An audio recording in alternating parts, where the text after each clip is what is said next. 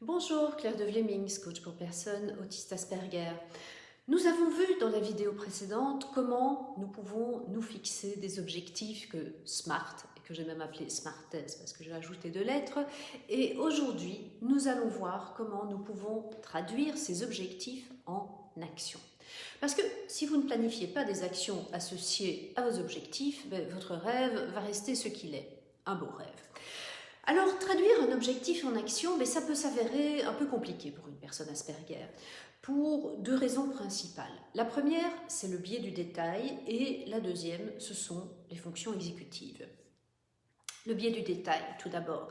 En tant que personnes autistes, nous filtrons peu les informations, et toutes les informations ont donc souvent la même importance, et ça va compliquer l'identification des actions prioritaires par rapport à l'identification des actions secondaires. Mais d'un autre côté, ce biais du détail peut avoir un véritable avantage. Nous allons songer à un tas de détails auxquels ne vont pas songer d'autres personnes.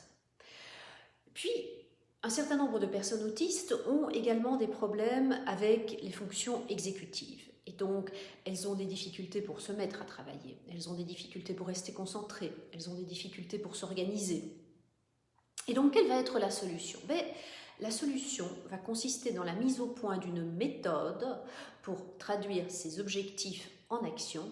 Et cette méthode, vous pourrez la réutiliser à chaque fois que vous avez besoin d'identifier quelque chose. Alors, la première étape de cette méthode, ça va être d'identifier les actions à réaliser. Là, vous avez plusieurs possibilités. Vous allez le faire encore une fois de préférence sur papier. Vous allez identifier les actions qui vous viennent à l'esprit sur le papier, soit sous forme de liste, soit sous forme d'un mind map, et vraiment tout ce qui vous passe par la tête, que ce soit important ou pas important, vous les notez. Ensuite, vous reprenez votre liste et vous voyez quelles sont les grandes lignes qui s'en dégagent, quelles sont les actions qui peuvent être groupées ensemble, par exemple.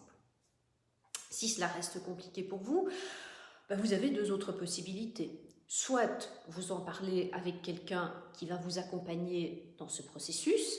Vous pourriez être challengé dans vos certitudes et dans votre manière de voir le monde, évidemment. Soit vous pouvez faire des recherches sur Internet. Comment organiser un déménagement, par exemple. Vous n'avez pas besoin de réinventer la roue, ça se trouve sur Internet. Deuxième étape, vous allez identifier les obstacles qui sont sur votre chemin. Alors, c'est un point auquel on ne pense pas nécessairement, pourtant c'est un point important.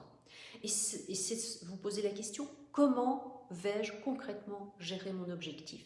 Comment vais-je gérer l'énergie, les changements, les adaptations, les retards, le temps à consacrer, mes autres obligations, les rappels pour les actions, le maintien de la motivation? Troisième étape, quand vous avez identifié vos actions, vos obstacles potentiels, vous allez maintenant fixer des échéances. Parce que pour y arriver, il n'y a qu'une seule solution. C'est planifier quand vous voulez que votre objectif soit réalisé. Sinon, encore une fois, on reste dans le domaine du rêve. Alors, mon conseil est de planifier assez large, parce que le temps file beaucoup plus vite que ce qu'on veut bien croire, et c'est ce que j'ai constaté pour moi-même. Quatrième étape, inscrire vos actions dans votre agenda. Là aussi, pour ma part, je reste fan d'un agenda papier parce que je visualise beaucoup mieux ma liste de tâches et que je travaille à partir de la maison. Et 5e étape, évidemment, vous y mettre. Et puis finalement, la 6e étape, quand vous aurez atteint votre objectif, vous allez vous récompenser. Vous y êtes arrivé, bravo! Donc avant de vous relancer dans autre chose, prenez un moment rien que pour savourer le fait que vous avez atteint votre objectif. Voilà, ceci termine cette vidéo. Dans la prochaine vidéo, je vais vous parler des mauvaises habitudes. Entre-temps, je vous souhaite une belle journée, une belle soirée et je vous dis à très bientôt.